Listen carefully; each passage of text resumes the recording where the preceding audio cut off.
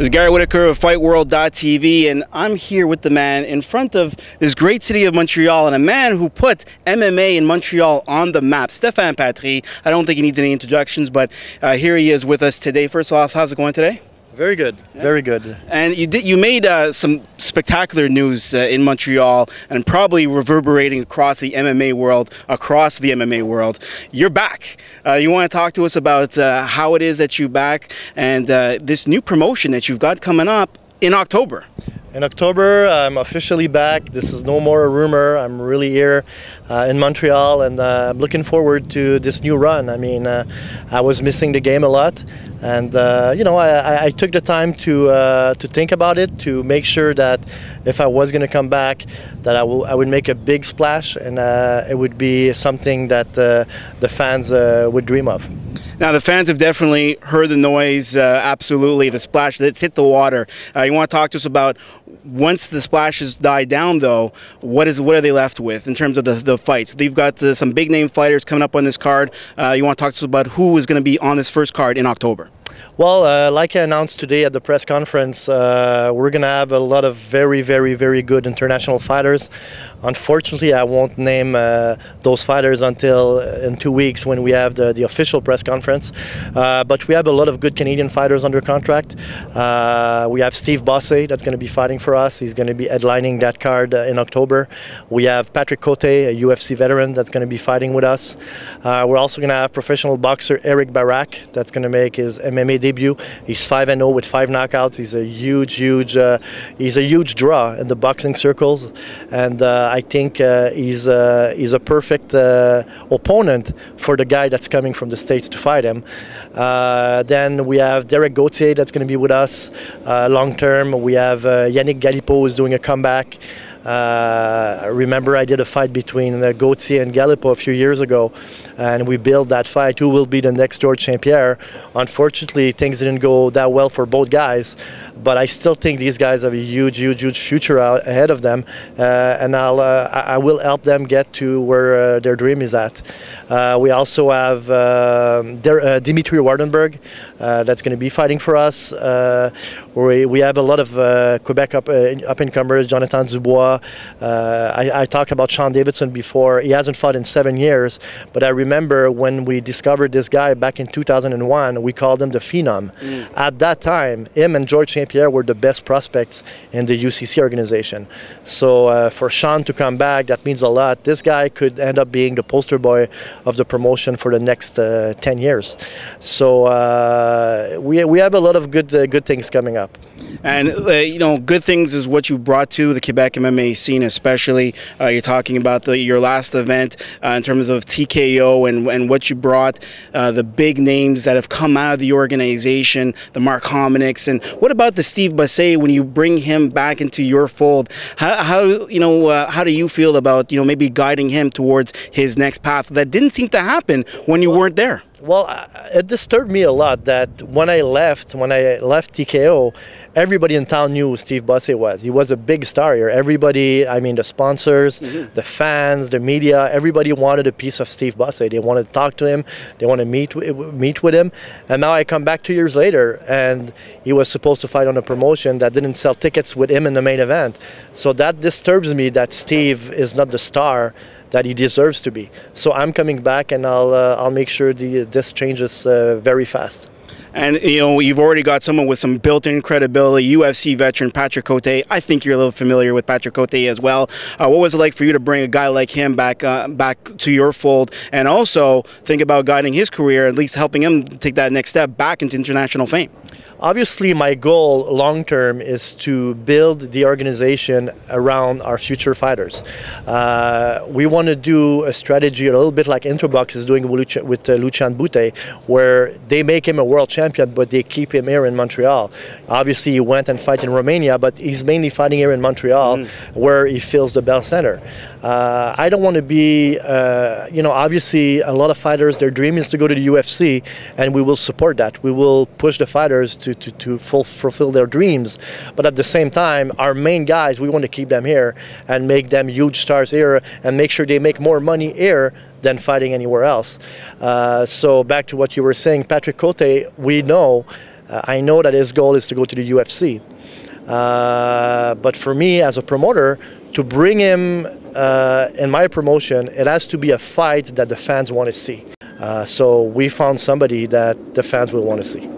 And you talked about getting great visibility for these young up-and-coming fighters. You talked in a press conference about these television rights and TV that's coming up. You want to talk to the fans about what they can expect to see and how they can expect to see these fighters and these great stars up-and-coming through your organization. Yeah, we will be on pay-per-view starting from the first show. We will be live on pay-per-view. We are talking with the pay-per-view in Canada that I'm talking about, but we are also talking with some pay-per-view providers in the States. Hopefully it's going to be settled after the press conference, because as you know, I'm very secretive about what's coming up. So there's a lot of networks that I don't even know. I really don't want any, how do you call that? I don't want any information to slip. Any leakage, no leakages. I don't want no leaks, so the TV networks don't even know who are those international stars that we have under contract. So I think on the state side, it's going to start moving after the press conference in 2 weeks, and I'm very confident that with the names that we are bringing, we will be on pay-per-view in the States as well. As far as local television, as you know, things have changed. When I was here back with TKO 2 or 3 years ago, there was one possibility. It was RDS. Now there's a lot of options. There's RDS, there's TVA Sports, there's RDS2, and there's another network that's coming up with Radio-Canada. So we will be patient to make sure we sign the right deal for the organization and for the fighters, because it's important. If you're on TV, fighters get more money through sponsorship, and they get more exposure, and that's how they become the stars that they want to become. And it's a huge undertaking, you know, coming back into Quebec and trying to build up a promotion. You must have a strong team around you to help support, bring that up. You want to talk to us about the team that you've assembled to help bring this to fruition?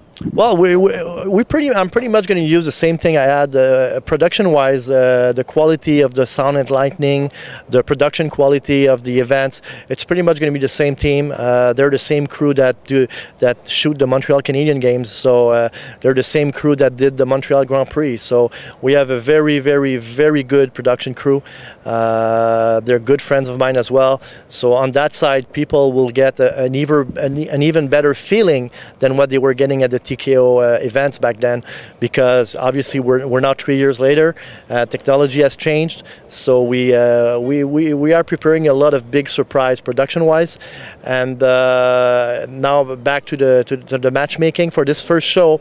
I really wanted the card to be under my image. I wanted that card to be my image, so I pretty much did most of the matchmaking by myself. But I have a very, very, very good friend of mine in the States, in Florida, Chris Cordero, who was my matchmaker when I tried to do the professional stand-up fighting cards in the States. So he's going to be helping me a lot with the matchmaking. Actually, a lot of his fighters are going to be on the card in October and on the cards in the future. And when you talk about the Cotes, the Bosses, the Dimitris, the Goches, I mean, the list goes on and on. I'm hearing a lot of stand-up, fighters, a lot of guys that love to strike. That brings excitement to the crowds and to the fans. Is that sort of the emphasis that you're looking for, or are you still open to going back to all-around general MMA and don't mind bringing in a real strong grappler? Well, it's funny that you asked that question, because somebody was asking me the same thing earlier today, and I'm coming back in MMA to do MMA. Obviously, there's people that are scratching their head. Well, he was, involved with a stand-up promotion. Is that what he wants to do? No, I'm really coming back for the love of MMA. I never stopped loving this game. So a lot of people were saying, "Oh, Stéphane starting his stand-up promotion was pretty much him telling everybody he doesn't like MMA anymore," or anything like that. It's the worst thing I've ever heard. I still love the game. I watched every single UFC in the past 3 years. Well, actually in the past 15 years, but I didn't stop watching the UFC. I'm still a big MMA fan. And obviously, the exciting stand-up fighters like Cote, like Bosse, those are the guys that the fans like. So obviously, the main thing with me, I'm going to bring the fans what they want, the fighters they want, the matchup they want, the atmosphere they want. That's what I'm going to bring. But I was talking with Derek Gauthier today, and I was like, you know, I watched some of your recent fights, and you're not the same guy. I mean, you're trying to stand up a little bit too much. When you don't feel good in a fight, you still continue with a style that is not your main style. Why don't you come back to the Derek you were before, where you had a solid, I guess, stand-up game, but you know, depending on the opponent, you could transform to a ground fighter like Georges St-Pierre does. So I think the fans are going to see a brand new Derek Gauthier in October, and I still think this kid has something in him that can make him the next big star here. Now, you talked about the fan support, and you know the fans that have followed you through the TKOs and been a huge fan of your brand and what you brought in. I don't think there's a worry about them. But what about as the groundswell for MMA has grown, some fans might be a little bit concerned with the fact that 2 other shows have been canceled in the last recent months. You know, what are your thoughts about addressing those fans that would be concerned about maybe investing emotionally in another promotion? The only thing I can say is that I never canceled a show ever. The only time I did was in the States because of all those visa problems. But I mean, people, this is the reincarnation of TKO. That's what it is. People, I mean, I used to have 7, 8, 9,000 people at my shows, and where are these people? Obviously, I'm going to have to do a lot of knocking on doors to find, you know, where are you guys? I need to bring back those people, and I will. This is my mission. This is my promise to the fighters. This is my promise to the sport. I'm going to bring back these guys. And there's definitely been some people that have been a little bit critical of Stéphane Patry, publicly so. You've got even guys like Steve Claveau that have, you know, shown up in different kind of hats. Are you guys secretly really good friends, and you're just doing it to kind of promote each other? Is that the situation? What do you have to say to the naysayers out there and to your critics? Well, it's funny because Steve was a very good friend of mine. I mean, he did a lot for me. I did a lot for him. And today that's where we're at. No, we're not secretly friends. We haven't talked in, I would say, probably 5 years, 4 years. So, you know, he doesn't like me, and that's his right. You know, I don't like everybody. I'm probably not going to go public about, you know, all the people I don't like, but that's his way of doing stuff, and I respect that. You know, it's part of the game. I mean, you look at I'll give you an example, the NHL. I mean, I think Gary Bettman's doing an awesome job, but every time you see him in a public appearance, everybody's booing. So, you know, it's obvious. You know, when as a president of a company or as a director of a company, you need to take decisions. And you know, some decisions, people will like your decision, other people won't like them. But you know, it's part of the game. I mean, I really have no hard feelings toward anybody, and I'm just looking forward to this next run. Now, I'm not one that tends to like rumors. I'm not big into rumors, but I do. When a rumor is serious as about your health that I have heard, I think that is something that I need to ask you about. Are you okay? I mean, what is happening with your health, health-wise? I'm good. I've been in remission for 6 months now. I mean, I'm obviously for the next 5 years, I need to go see a dermatologist every 3 months. I need to go see a cancer specialist every 6 months, and so far so good. I mean, they gave me the green light to start working and being stressed again.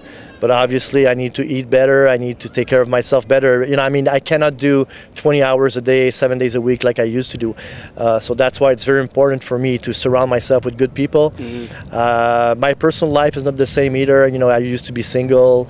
I was partying a lot with my friends. Now I have a girlfriend. I have my dog. I'm quiet at home, and you know, I'm working on this, and it's only positive. You know, my health is only getting better. Obviously, if you would have done this interview back in December, it wasn't as good, but now it's good. I'm very confident. And you no worries about getting into that stressful life that is, you know, MMA, especially in Quebec, and everything that's going to entail. You're okay to get right back in there as a fighter. You know, you've obviously fighting cancer is a big deal, and you've survived that. So does that give you that extra motivation to come back into the scene? Is that what pushed you? Yeah, it gives me well, a little bit, but not only that. I was really missing the game, but obviously it gives a new meaning to life. I don't see life the same way. I don't see my relationship with people the same way anymore. So I think that made me a better man, and we'll see in the next few months. Maybe less people will hate me. Well, this is a new Stéphane Patry is coming back to Montreal, back to Quebec MMA, and I'm looking forward to it. Message out there for all the fans and everyone out there that's been supporting you, and even those that aren't supporting you. Well, get ready for October. I mean, in 2 weeks, we're going to be making the huge announcements on who's fighting Steve Bossé in the main event, who's fighting Patrick Cote in the co-main event, and who is that mystery, legendary fighter that's going to fight Eric Barak. And we're also going to announce all the rest of the cards and some surprise signing that are coming in the next few days. You know what? I'm looking forward to following all the great news with you and seeing what happens, and you know, just really seeing how things develop here with you back in the fold. This is Stéphane Patry here for FightWorld.tv.